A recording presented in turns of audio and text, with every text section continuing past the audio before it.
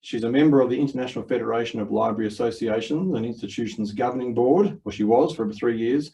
And with that same organisation, she was an inaugural Leaders Associate and chair of their e-lending working group.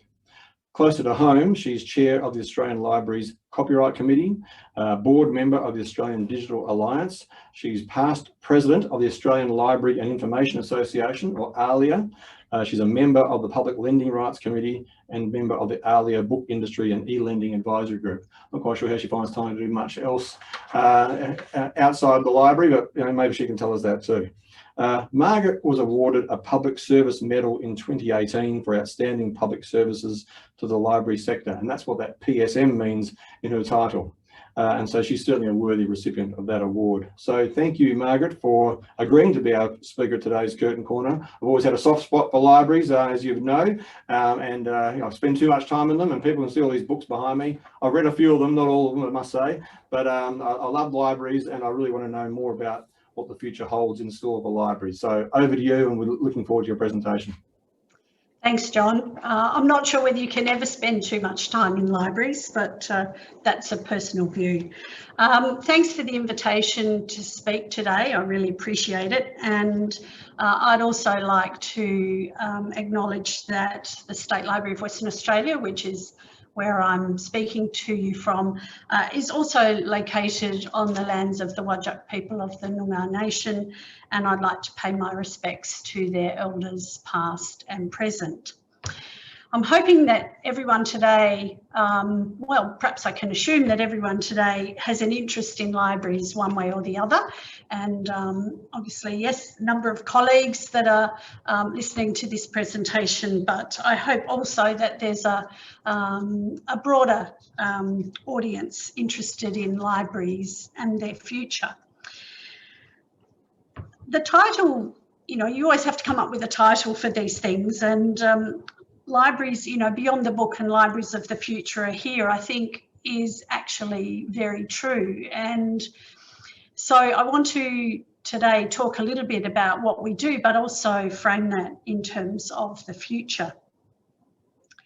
I think most of us would know that for centuries, people have used libraries as a place to go and find information and knowledge, and I don't think that that's ever likely to change.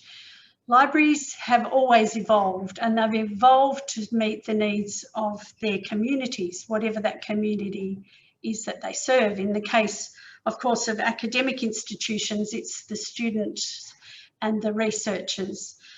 In the case of a community or a public library, it's very much the people of their community, the residents, the citizens.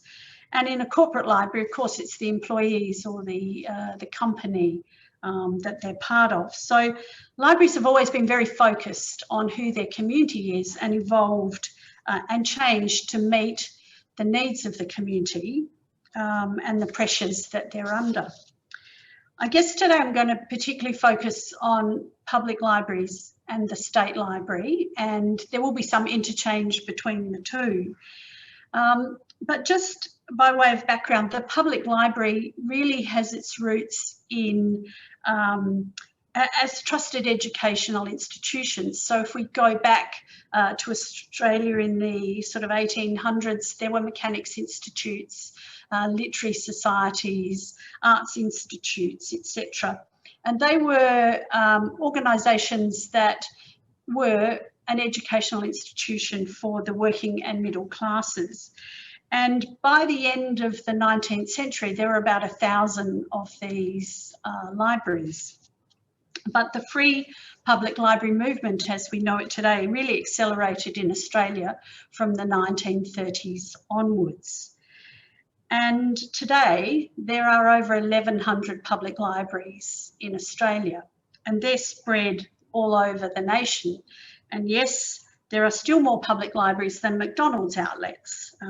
I know where I'd rather spend my time, but it's great to think that we actually have a broader reach. We reach many more communities than probably one of the world's best known food chains, at least in Australia. So today, libraries are still trusted and inclusive in what we might consider to just be a crazy world of information and disinformation, a world where information is thrown at us whether we like it or not. The authenticity of that information is often questionable, but within that, libraries, I think, are still a haven of that trusted information. And reading, literacy and information, I think, are the anchors of public libraries. They have been for a long time, and I think they will be well into the future.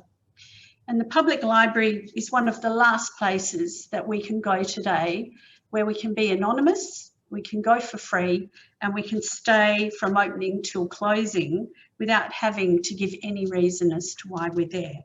So I think those things make libraries really unique. So in thinking about libraries into the future, I want to extend on that sort of background. And I think there's three key themes that I want to cover. The first is libraries as a place of literacy, reading and information, what I call the anchors. Libraries as a place of truth, and libraries as a place to be. And I think that they're the three roles that public libraries, state libraries are playing currently, and I think that that's our role into the future. For those of you not in Western Australia, just a couple of, a little bit of background. So the State Library of Western Australia had its origins in 1889 when we opened as the Victoria Public Library. A little bit confusing in Western Australia, but basically the name derived from a £5,500 grant which was given by government for the establishment of a public library in honour of Queen Victoria. As you can imagine, that name was rather confusing, and so in 1904 we became the Public Library of Western Australia. And we amalgamated with the museum and the art gallery until the State Library of Western Australia, as we're known today, actually opened in 1956. And that's because the State Library was established by way of our Act, the Library Board of Western Australia Act, in 1951.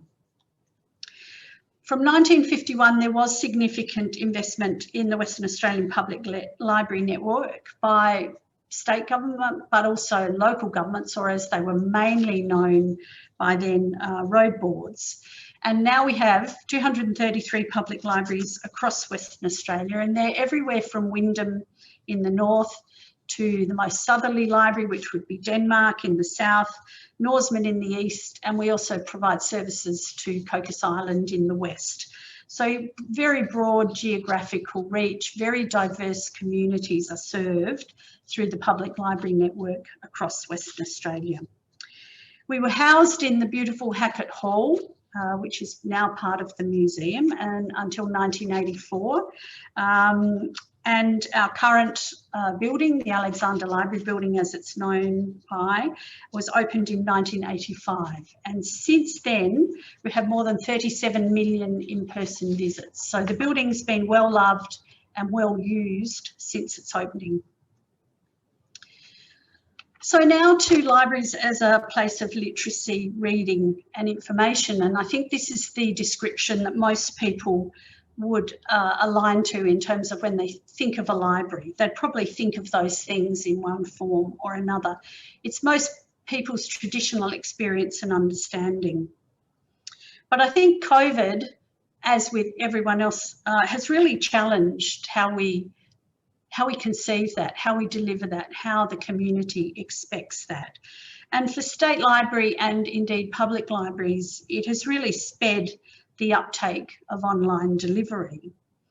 And last year, like everyone else, in March, we headed into the unknown. We were really unsure as to where we were heading when we closed our doors. We were closed 3 times in accord with the government directives here. And we've been through several iterations along the way as to how many people we can have in the building and how many floors were open, etc. And whilst it was probably a bit daunting at the time, it's just become second nature now. And the COVID closure was the only time that the library has ever been closed since 1889, except for when we moved into the new building. In fact, we believe that we stayed open even through the Spanish flu pandemic in 1919. So this last year's been really, really completely unusual.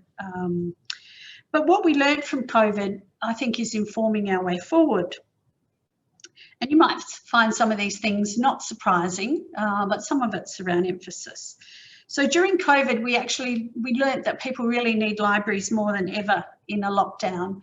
They need them for education. They need them for learning. They need them for recreation. They need them to take their minds off what is happening in the outside world.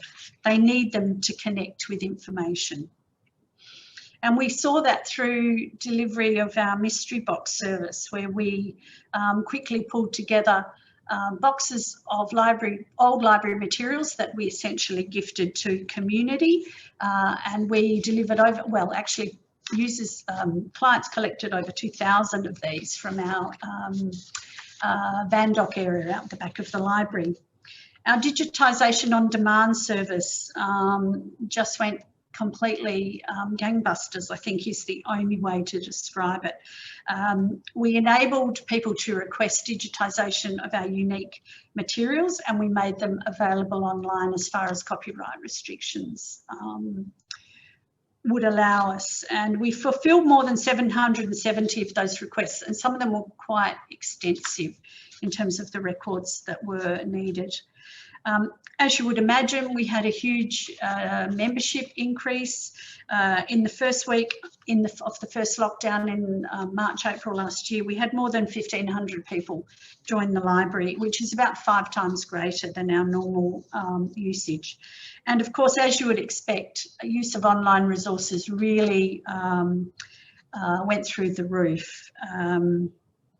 So for example, one of the most popular online resources we have is ancestry.com, the family history database, and there was more than 500,000, more than 500,000 searches on that in the first 3 months. So family history was a really popular pastime during lockdown.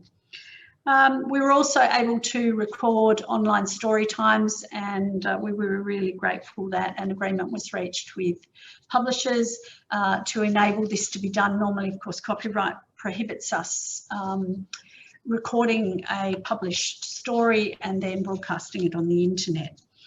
So during COVID, that digital delivery was really successful. I think that we really did engage and create new audiences and bring people back to libraries.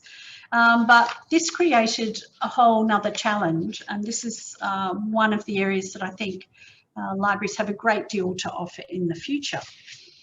The COVID pandemic really exposed the digital divide. The digital divide certainly still exists, and a recent report by the WA Office of Digital Government reported that almost 12% of Western Australian households don't have access to the internet, but that this problem is even greater in low-income households, where actually it's around 26%. So more than a quarter of low-income households, children don't have access at home to the internet for study.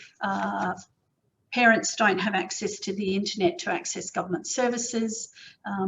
So it's quite a significant problem. But of course, many of us will know that this is not just about access to the technology. It's also about access to the skills. It's one thing to have the technology, but another to have the skills, the confidence, and the capability to navigate effectively in the digital world. All 3 levels of government have moved their interaction and their services almost completely online. But what's been lacking has been access to the technology and the skills for those people who probably most need it. It's pretty well impossible today to book a health appointment, to apply for benefits such as Centrelink, or to pay a bill without access to the internet. And you really cannot apply for a job without access, without the skills to do it, and to create a competitive resume. So there's really significant barriers if you are on the wrong side of the digital divide. What we found during the lockdown was that actually this access became even more important. How could people stay in contact with family and friends? How could people access government benefits, job seeker, all of those things? And so we moved very quickly to open a very small internet access service in the foyer. And for those of you that know the building, we're able to secure the theatre foyer from the rest of the library. And so we were able to set up a number of computers, and that configuration changed between, based on the square metre rule of how many people we could have in that space. But we provided access to technology, a printer, some really basic services, so people on the wrong side of the digital divide could actually continue to function. Now, the State Library is not alone at all in providing this service, and public libraries across Western Australia provide a range of access, a free access to technology and skills, and they're really active in this digital literacy space. And because libraries are anchored in literacy, it's been a natural extension for us to move into and work in the digital literacy space. Today, digital literacy is important as normal or basic literacies of reading and writing. And libraries, particularly public libraries, are a logical partner to actually work with others, to work with government, to solve and reduce the digital divide. As I mentioned, we have this huge geographical spread around the nation, and we are anchored in community. Each year, our 75 public computers are used by more than 140,000 people to do just that, to access the internet. And to help with the skills issue, we've created a particular specific service that's targeted to connect people with the skills they need and to enable them to engage with government services. We've partnered with Legal Aid, Uniting Care, and a number of other partners to provide introductions to services to build digital skills and to help them connect. So one of the challenges I think that libraries face in doing so much online and emphasising our capabilities and our skills and our service delivery online is that then creates, in a way, we're victims of our own success, because I'm sure many of you that work in the profession will have heard some similar version of, oh, but isn't everything online now? I can just Google everything, so why do we need a library? I'd love $1 for every time I've heard that in the last 20 years, and including that argument from funders who are trying to find a way to reduce the funding support. And like many, they've probably heard the predictions of the death of the printed book. I think that's been sort of an earworm for about 20 years, but we know it hasn't eventuated. And whilst we have a really fast uptake of digital engagement in information and even reading for pleasure, print books are still alive and well. Digital sales aren't really scaling up to the level that we thought that they might have. We're at about 20% of all loans across the public library network are ebooks or e-audio books or other forms of digital content such as films. It was up during the COVID year, up 15%, and probably reflected the impact of COVID. That's not to say that the print loans have actually fallen off a cliff. I think what we actually have now is people that mostly choose to read in one format or another, and that creates some challenges for us in terms of ensuring that we have enough content and we have titles in both formats. But we do know that, the physical book is still treasured. Have a look at John's office. He had plenty of print books behind him. And we also know in that information role that not everything that people need for their research is actually available online, even though most of the world might think that it is. State Libraries collections are rich in private archives in a whole lot of other formats which aren't digitised, that still require an in-person visit to come and have a look at them. One of the successes, I think, has been in the digital content area, has been newspapers, Western Australian newspapers on Trove. Newspapers generally on Trove, the national, which is a service hosted by the National Library, has been really popular, but what we have seen has been a huge appetite for Western Australian newspapers that have been digitised, and we have been, as a priority, State Library has been investing in digitisation of all pre-1955 Western Australian newspapers and making them available on Trove. And 1955 is the year at which copyright becomes a problem. We would dearly love to digitise past 1955, but there's a number of legal impediments, so that's a challenge for the future. But each year there are more than 4 million page views of Western Australian newspaper content, and people view it from around the world. So it's not just about the Western Australian community, that content has an appetite globally. Other parts of our role in literacy is really, many of you would know about our Better Beginnings early literacy program, which is aimed at parents and caregivers and reminding them of the importance of reading to their children from birth. And this program has been running for now 16 years, and we've given out more than 1 million reading packs to Western Australian families, and we're really proud of that. That 1 million pack gift happened during COVID. The important part of this program is about giving parents and caregivers the confidence and skills to read to their newborn. It is quite confronting for some, and some people don't even understand the importance of doing that. There is a view that language development starts when children start to speak. In fact, it starts certainly at birth, possibly before. And so reading, talking, singing with newborns is vitally important to create the right connections in the brain that enable positive learning later in life.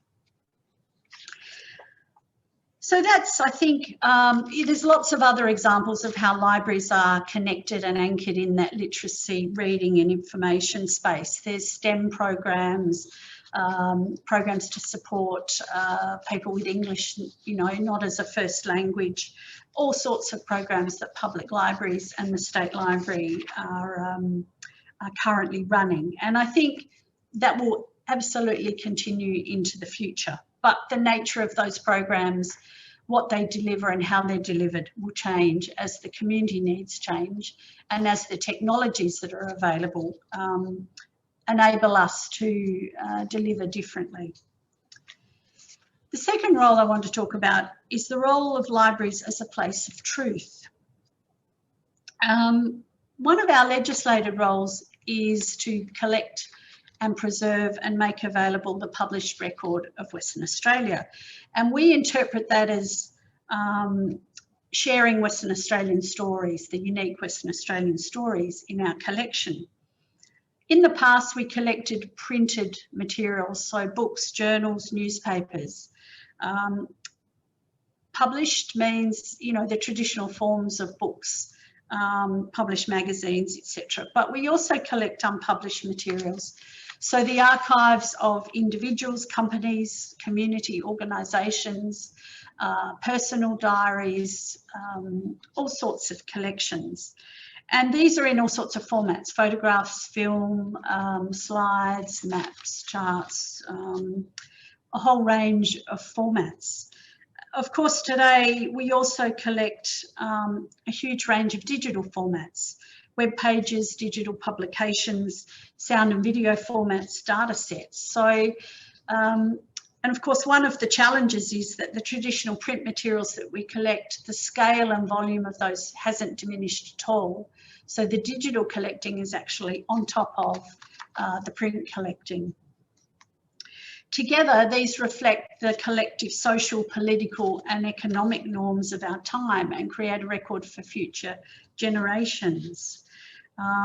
If you think of the material that we've collected in the last year around COVID and the pandemic, this will be preserved and made available for future generations. In this pandemic, we've gone back to learn what we knew about the Spanish flu pandemic in 1919, and we've done that through newspapers, through research printed journals, through stories. That's the information we have. The things that we've collected in the last year will be available again for that same purpose for future years. But we have to preserve them as well. It's not good enough just to collect it. So this last year, we've really worked to collect the story of what has been the most of unusual years, not just about COVID, but about emerging trends such as Black Lives Matter, etc. And of course, our aim is to keep this for 1,000 years. None of us will be around to see that, but that's our aim. That's our aim, to keep it for the very, very long term. We don't just collect the material, we use it for all sorts of purposes. We use it for our own purposes, for education programs, for websites, for resources for teachers. We also make it available to researchers and other creatives to use and reuse and create new works. So we know many Western Australian authors will use the rich resources of the Western Australian collections, the Batty Library collections, as the basis for their stories. We use it for our exhibitions. Although we only have a very small exhibition area in the library, that material is really forms the basis of the exhibitions that we do create. We've partnered with Curtin's Hive, the hub for immersive visualisation, who've analysed more than 10,000 of our images, photographic images from our collection. And that's resulted in the wonderful Historical Panoramas website that allows a person, people to see views of Perth and Fremantle through time. And most recently, during COVID, we worked with a number of Western Australian filmmakers to tell stories from our collections. And they were allowed to access the rich and varied collections that we have. And they've created short films that tell the story using collection items. And you can see those on our website. We've got a public program coming up at which they'll be shown. But one of the really important elements of our preservation role, and it's almost a side element, although it's probably not as deliberately articulated as it could be, but one of the reasons we collect this is because it's it's a source of truth. It's an original version. And I think that's particularly vital in this world of disinformation, particularly in a digital environment where it is so easy to change the information that might be available from one day to the next. So we collect websites as part of a partnership program with the National Library and our colleagues in other state libraries. And just collecting those websites as a permanent record, as a permanent truth as to what was said or wasn't said, is a vitally important part of what we do. And we know that our material is sometimes used in submissions to government, in heritage matters, in establishing background provenance about certain things. So that's really, really important, and a role that's probably, as I said, not articulated as well as we could, but this concept of truth-telling is one that I think is gaining momentum and importance. And of course, we're also having to come to grips with our own collections and the inherent bias that exists within them. Our collections represent a colonial view. I think it's very difficult to escape from that fact. that's not necessarily because of any particular intent, but it's because of how, when, and from whom they were collected, and represented the norms of the years through which we've developed. We've been collecting since 1889, and we hold material that was published well before the establishment of the colony. And that represents really the people who did the collecting, who preserved that information, who recorded it, their cultures and beliefs. But of course, we don't hold equivalent records of Western Australian Aboriginal people, because it wasn't a society that was that recorded information in the same way as the colonial settlers. And we also hold material of culturally and linguistically diverse Western Australians, but I think it's fair to say that it's not quite representative of the depth of their contributions to Western Australians. So whilst we recognise it, it's a part of, I guess, that truth of better reflecting the stories of all Western Australians and not just a colonial perspective. So we are working in that space. It's going to take a long time, and in some ways some things will never be balanced, but that important part of truth telling, making sure that we collect more broadly, that we collect a really diverse range of stories from a diverse range of sources, is one of our primary objectives going forward. I know it's a objective that's shared by my other colleagues in other state libraries and the National Library, and indeed internationally. On the, the truth telling, we do hold information about Aboriginal Western Australians, but it's almost exclusively from a non-Aboriginal perspective.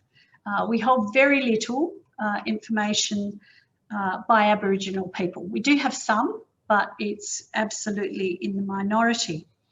But the information that we do hold about Aboriginal Western Australians can range from photographs and other documents, information in diaries, settlers' diaries, etc. But it's also can be very personal information, the sort of information held in the records of churches and other organisations, for example, missions and non-government institutions that were involved with Aboriginal Western Australians.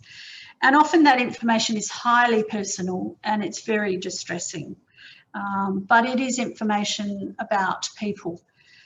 And we're working with our colleagues at State Records Office and Aboriginal History Western Australia to enable a much more seamless and less confronting access to that information. We're also working with the redress scheme, the National Redress Scheme. And in fact, some of our staff are involved in researching records that we might hold, for example, Fairbridge, records of churches, which confirms personal information contained in applications for the redress scheme. So this can be quite distressing and confronting, but it just gives you an idea of how we're working in that space of truth telling and trying to help and support a healing process around some of these things in our collective history that are shameful and need to be rectified. One of the programs that we're working with is our Storylines initiative. And this is a program where we are working to digitally repatriate collection material of relevance to Aboriginal communities, to repatriate it back to them. Again, as I mentioned, this is often information that is photographs or might be contained in other, or film or contained in other documents. And we repatriate it back to the community where it's held in a private archive managed by the community, and they add their own information. They determine if it's women's business, men's business or other, and they add their own information, and by this process we're helping to preserve knowledge, language, identity and culture. That's a program that we would love to expand and something that we're very keen on to work into the future. Of course, in the digital world, preserving digital information has its own challenges. I know many of you will already be aware of this, but I guess one of the ways in which I like to focus on the challenge that we have in digital preservation is to ask people about the first computer that they ever used. And those of us of a certain age, I might say, look, did it have an 8-inch floppy disk or a 5-inch or a 3-inch, or did it have a CD-ROM? And depending on your answer to that question, you'll show your age. But, you know, I'll own up, the first personal computer I ever used had an 8-inch floppy. I did use computers before that. But even if I had an 8-inch floppy disk with information on it, I don't have a computer that could read it. I don't have software that could read it. And that's our challenge. How do we make sense of the bits and bytes on all of the digital media, from diskettes to CD-ROMs to Blu-ray discs, now to USBs, cloud storage? How do we collect it? How do we make sure that it can be read in 1,000 years? It's going to require continual maintenance. Digital data deteriorates. We know physical objects deteriorate, but we also know that data can deteriorate. It needs to be reformatted. It needs to be preserved. So this is going to be a huge challenge. It is a huge challenge and will be a huge challenge into the future. How do we ensure it for that 1,000-year horizon? We need access to equipment that can emulate or replicate previous environments in software and hardware. Library staff need really technical skills. It's a broadening of our capabilities and our skills.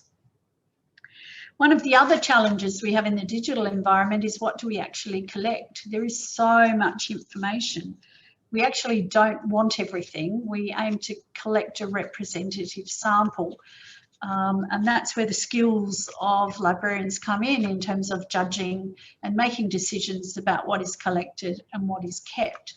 That is much easier in a print world where we do simply collect every published book. We collect journals, but even in the print world, we only collect a sample of some types of materials. But because of the just huge increase in the extent of digital material, we have to make those decisions.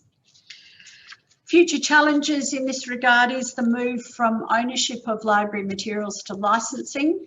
We no longer own a lot of the resources that we provide. A lot of them have a drop dead date on their subscription, and so there's challenges around actually being able to access content at an affordable price. And sometimes we simply can't get to it. We have suppliers who will not sell under any reasonable conditions access to content. Some of you may be familiar with the Standards Australia issue, where they simply will not license to libraries under any useful conditions at any reasonable price. So we actually have legal documents that can't be made available by libraries. Censorship's always an issue. The increasing focus on cancel culture is an issue with even library staff now backing away, I think, from a long-held value of freedom of access to information.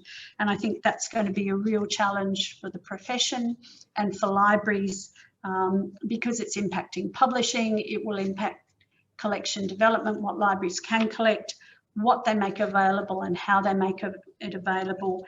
And I think it potentially threatens our role as trusted and reliable sources of a broad range of information. And I think the impact of that's yet to be understood. So finally, the library is a place to be. And for some, this could be a new idea, but it's something that is intrinsically connected to the other roles. And it's certainly emerged much more strongly in the public library environment in recent years. The role of the library as a civic community space. Libraries have often been held up as examples of civil societies, and that idea in itself is not a new one. And there's a common view, even amongst people that don't use libraries, that libraries are an important civic place in a democracy, and I'm sure that most of you wouldn't disagree with that. But there's increasing pushback in some areas about who should be able to use a library. And as publicly accessible, free, safe civic spaces become less common, libraries are taking the brunt of that. They're feeling the impact. Just think, in my time, you know, we've seen security into Parliament House, the sort of security, they're fenced off. So the Parliament as a place, as a, you know, the, if you like, the ultimate civil and civic space is now no longer there. So public libraries and state libraries around the country, we remain accessible, free and welcoming spaces for everyone. And everyone includes people that are homeless, people that don't have anywhere else to go during the day, people that might be suffering from mental health issues. Because libraries don't ask why people are there, don't seek identification, don't ask for money, don't make you spend money while you stay, people can come and go as they please, stay as long as they like, as long as they don't impact others. So often we're described as the third place, with home and school or the office being the second place, first and second place, the library is the third place. And that's because we have this role back to literacy, learning, information. The library is a place to come and study, is still highly valued, even in a digital world when resources are available everywhere and anywhere. What that's meant is that we've had to change our service offerings, change our physical spaces. Many of our paper collections are being moved to back of house because people come to use the library to collaborate, to meet people, to just be, to access technology, and to access resources and to study. They come to our events, they come to performances, programs. All of these are really valid reasons to come to a library, and they connect to the libraries as places of truth, libraries for information, literacy and reading. So I think I might wrap up there, and I think we're going to throw some questions, but really I think if I can just finish by saying I think that the future of libraries is here now. We've always evolved to meet the needs of our community, and while we do that, while libraries continue to do that, they will remain alive, vibrant and valued.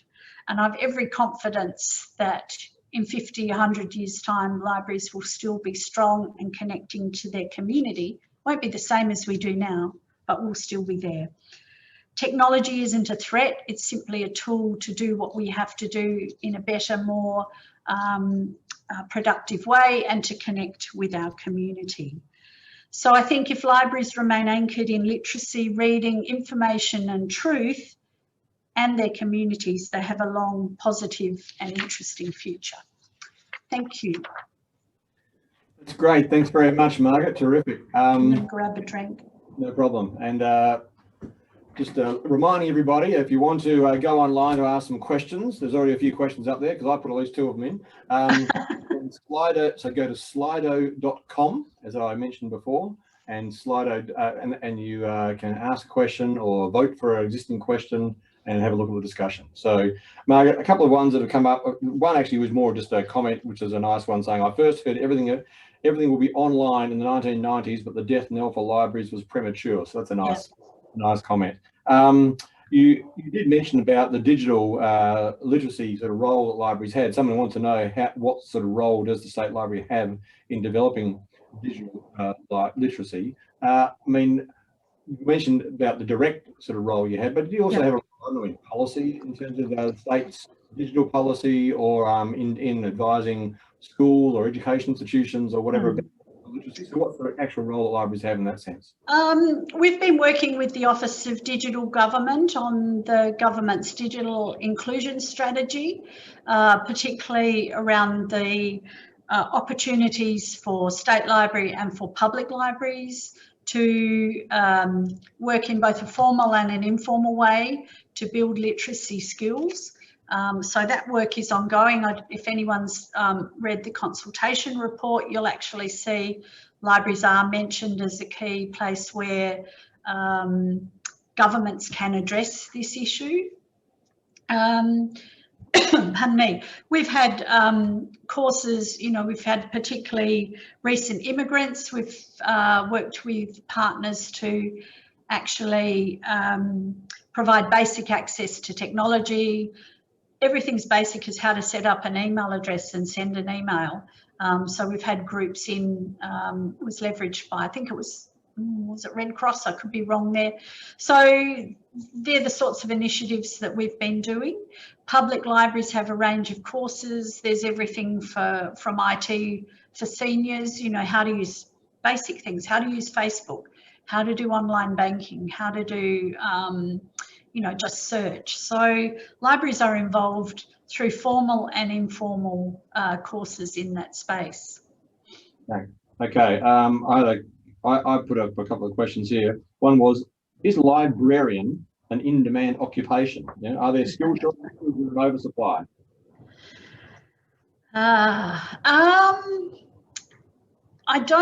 Well, that's really interesting. I actually don't know. We have seen a shift in library education from undergraduate to the postgraduate model, Curtin included, which no longer has an undergraduate course. I think we are on the verge of an undersupply, is my sense. I know a number of librarians that have gone off to use their skills in technology companies around the country. So, librarians in libraries, I think at the moment, we're struggling a bit with. But we've also broadened the range of professions working in libraries. So we, technology, teachers, historians, there's a whole range of people that are now working in libraries. The days of having librarians only librarians in libraries as the main professional are long gone. I guess part of the intent behind the question was also, areas where we used to have I used to work in government. There used to be, the Treasury had a Treasury library. Yeah. Companies had libraries, if you like, and they are probably the sort of institutions you think, well, look, it's all online now. What's the big deal? We don't need a librarian anymore. Yep. Yeah, that's sadly a common argument. Yeah. But what they miss, what is missing is the value that librarians bring in support of actually making sense of the information in front and online. Policy by Google searching is not a good idea. Okay, you mentioned this sort of in passing. What's the attitude of Google and Amazon and Netflix and media companies to public libraries? Are they trying to restrict your offerings? Are they partnering? It may be different from country to country. So what's the relationship with those big players? Yep, it's let's say I think they probably view us as competition in a number of areas. So Amazon do not allow us to get any access to ebooks, Amazon ebooks. Although recently our colleagues in the US have made some progress, and through the Digital Public Library of America, you can get some Amazon titles, but the situation is not consistent across the country.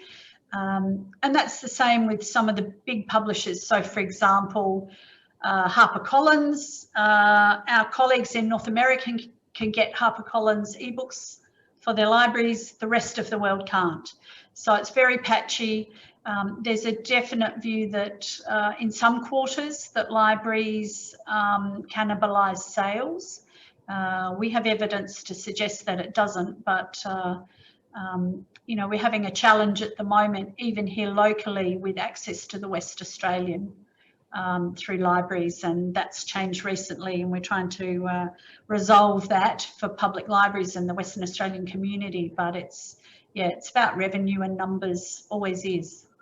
Because they used to, correct me if I'm wrong, I thought reference libraries, sort of every book that was published had to at least lodge, or at least offer to lodge themselves at the library. Is that correct? Is that a relic of history now, or what does that mean? No, we still have that. That's still a legislative requirement. So for example, local publishers, so anything published in Western Australia, and there's not a lot of publishers, they have to deposit a copy with us and a copy with the National Library, whether that's a physical or a digital publication. But we've, that's one of the things I didn't talk about. We've developed infrastructure at a national level to enable that digital deposit seamlessly. So a publisher here in Western Australia can deposit a digital copy. It's called the National E-Deposit Service, and it fulfills the obligations for the National Library Deposit and the State Library Deposit and makes it available here for the WA community. And the rights holders can determine whether it's only available in the State Library reading room or whether it can actually be freely available on the internet. That's what I wondered. That's the publisher's decision, not the library's decision, is that what you're saying?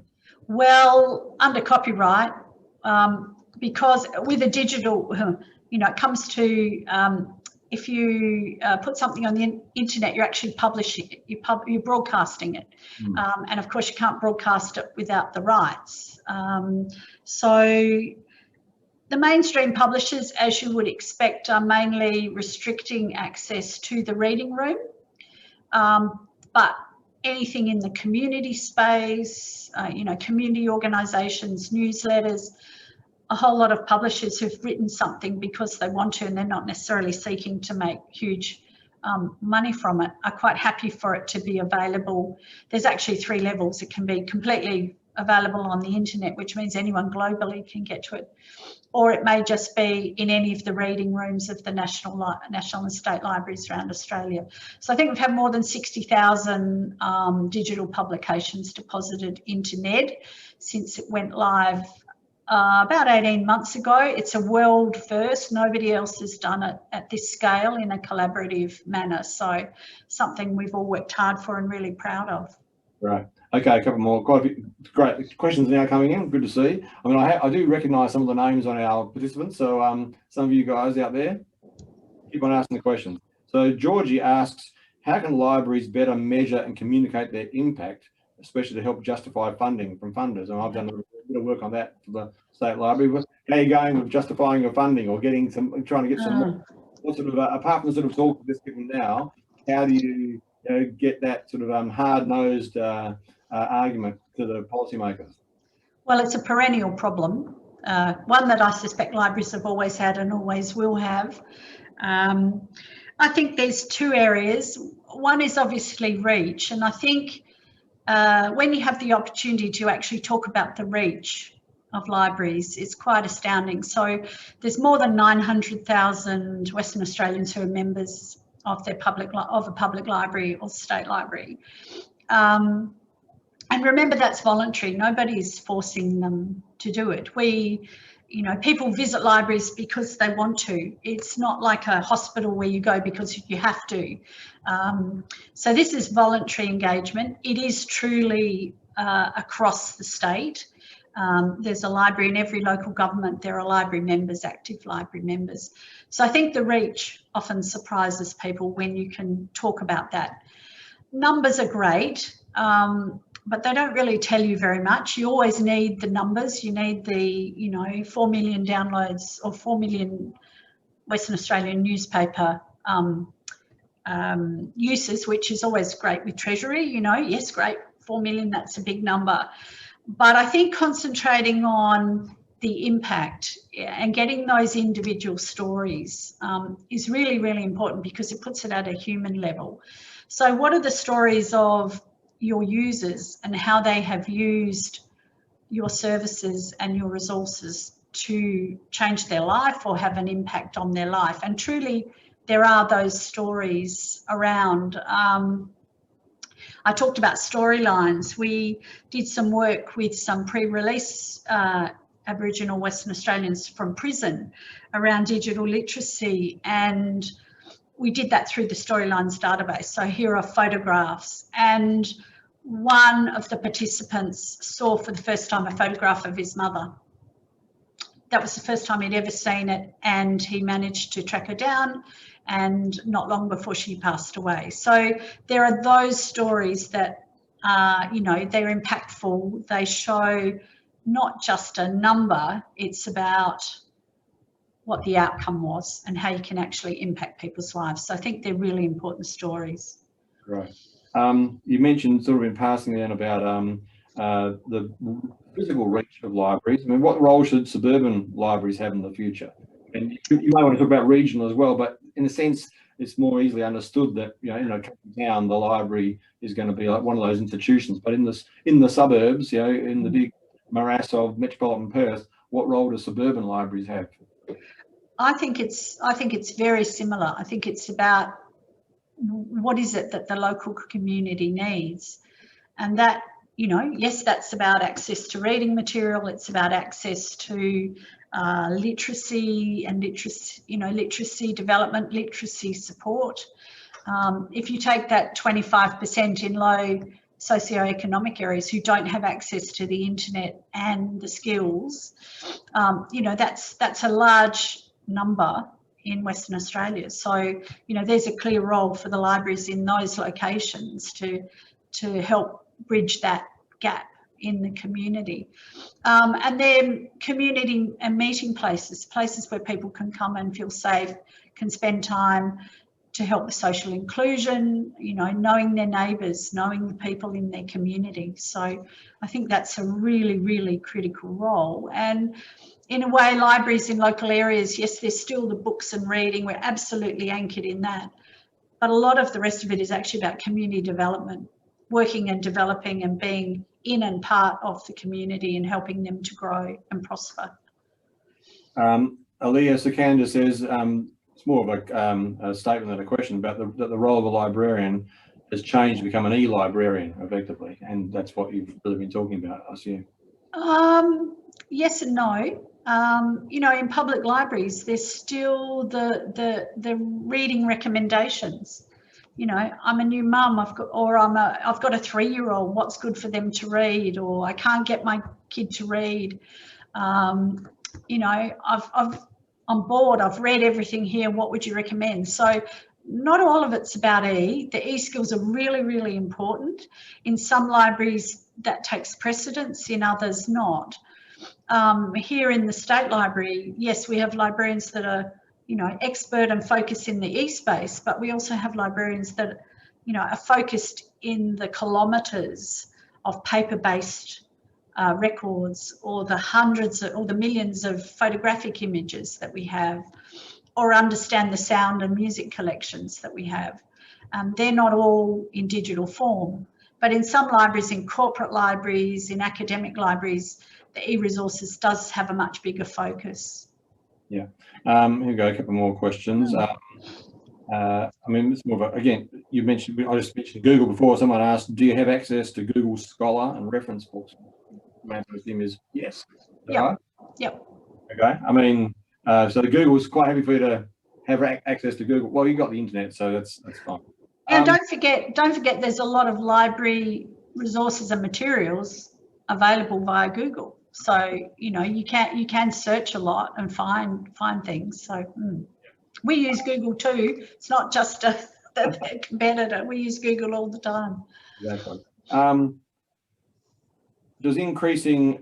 Joe, does increasing digitization and adoption of technologies affect the relationship between the library and the State Archive? Or who collects what? You know, I was thinking about that. You talk about the National Archive, but I mean, the library in some respects is an archival body, but it's not quite the same as the State Archives. So no, we have, you know, our legislation focuses us in different areas. That's not to say there's not overlap. There's not, you know, there's collaboration. We've recently, well, during COVID, we refurbished the Batty Library floor, and we've moved to a collaborative service. So the State Records Service is now on the 3rd floor next to the Batty Library Service. Some would say it's just Groundhog Day, that, you know, we've been there and we've done that before, but so we have that collaboration. But the State Records Office collect the record of government. We collect the record of the community. You know, if you think about it, you've got the record of Western Australia. Within that is a record of government, and then there's everything else. We're in the everything else space. There is overlap because if government publishes something, we also collect it. So You know, it's a nuanced, in a way, it's only one of those things that I think the profession should worry about and understand. I think for the community, they shouldn't have to worry about that. They should simply come and say, I need a piece of information, and it's our role to work between us to fulfill that, and whether it comes from something in state records, state archives, or our collection, or even something at the National Library, shouldn't be the concern of the community. Okay, so next time the state cabinet papers from 30 years ago come out, I can go to the library, I can go to the state records office, and I'll get equally good service. Is that right? Absolutely. Great. Okay. Paul, hi Paul. The state invests strongly in sport and rec infrastructure. Is there potential for more dollars towards library infrastructure due to them being lifelong learning hubs? And this is this issue. You know, there's obviously competition within budgets, within governments for budgets. And how do you compete with those sorts of, you know, the state, state recreation facilities and all sorts of other facilities. So, but and I assume there must be possibilities and potential for collaboration with other, you know, tourism hubs and all that. How do you do that? Well, I never like to think of it as a bidding war. So we will continue to make our case, and we do make our case. We make our case on behalf of State Library, but also public libraries, for ongoing and increased investment. But I think we also need to be able to show what we do, show better what we do, and how we deliver and what we do for the community. Yes, we're certainly at the moment, trying to argue for investment in this organisation, but that's an ongoing thing. Sure. I mean, here's a chance for you to do a bit of a plug. I mean, I've heard from good sources that you have some sort of a resource or activity where it's got more people watching or more people going online and looking at than all the other libraries in the state, in the country combined, or something. What's that all about? Well, that's our Facebook engagement. So one of the things that we have really focused on in the last 12 to 18 months, I suppose, has been our social media engagement, and mostly through Facebook. So yes, we believe that we have the biggest number of engagements than all of our colleagues in state and national libraries, and in fact our marketing team will be proud to boast it's bigger than New York Public Library, so that's a great thing. And for me it's really, really important because, you know, Western Australia is a huge state and there are so many people that cannot get to the cultural centre to come into the buildings. So I think social media is absolutely fabulous at least reminding people that we exist, allowing them to engage. So we post pretty well 7 days a week, often a couple of times a day, and it's mostly a social history type approach. So we'll get some interesting photos, do some research in the newspapers of the day, try and put some context to it. So, you know, some of our popular ones have been, you know, Perth many years ago, tram lines, you know, the old tram lines, that sort of thing, days at the beach. So we're really working hard to engage. And, you know, with social media, sometimes people's engagement is just a great photo. And I'm happy with that because it means that they know we exist. They know that if they need something of a historical context, that they can get in contact with us and they know how to do it. And I think that that's the really important thing. Is it a deep intellectual engagement? No, it's not, but it's not. We're not setting out to do that. We're setting out to just say, hello, here we are. This is what we do. We've got some things that might be of interest to you. And we've got huge numbers that are interested. And our material gets on posted quite a bit as well. Right. I mean, now the dark side of social media to some extent, what's the role of libraries in the culture wars? You sort of made a yeah. that. I just thought I'd leave the curliest one to last. Okay? Thank you for that one, John. Look, I'm an old-fashioned librarian, if you want. I'm very much about freedom of access to information. But as part of that is about making a whole range of views on a particular issue available and enabling people to come to their own conclusions. I know that view's not necessarily has wide support in some areas, but I firmly think that's the role of libraries. I think that's what we should do. I don't think we should be making too many judgments about the past history of someone, of whether that's a socially acceptable view or not. And I know sometimes it's confronting, and I know sometimes there's odd views, but I don't think it's the role of libraries and library staff to play the censor in that regard. And look, I've had to stand in a difficult space. Some of you might remember a number of years ago, we rented one of our theatres to an anti-vaccination movement. Now, this is well before COVID, so, you know, we had to run the wrath of the Australian Medical Association and all of those things. And for us, it's about, you know, for me, it's about libraries best serving their community by making available a range of views views and information on a topic, and enabling people, helping them to get the skills to come to the conclusion that they need. You know, social media has definitely changed the way things happen in this space, the veracity, how quickly it can boil over. So I think it's a challenge. We're seeing it in publishing. We're seeing, you know, staff in publishing houses refusing to work on a book that's supposed to be published. So, you know, where does that leave libraries if we can't even represent a range of views? I think that's a real danger. I don't know the resolution to it. I think it's something that as a profession we've got to have a discussion about how we balance this with what's been a really long-standing traditional value of freedom of access to information. How that will come out, I'm not quite sure. We'll wait and see.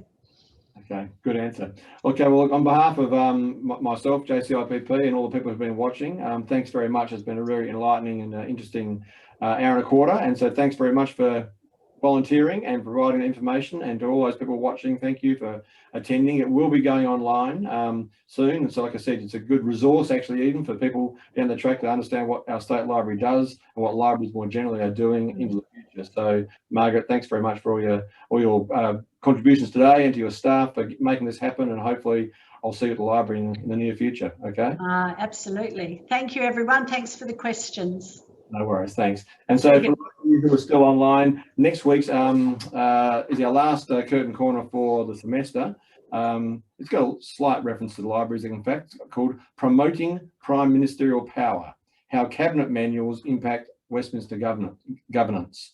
It's by Dr. Narelle Maragliotta, who's at Monash University, and a couple of her colleagues, Nicholas Barry and Zim Nwakora, but promoting prime ministerial power, basically how rules of cabinet are changing the balance of power, if you like, between the prime minister and his cabinet ministers. So that's next Friday at 4 o'clock. And before then, hope you have a good weekend, have a good next week, and we'll see you next Friday at 4 o'clock. Thanks for joining Curtain Corner. See you later.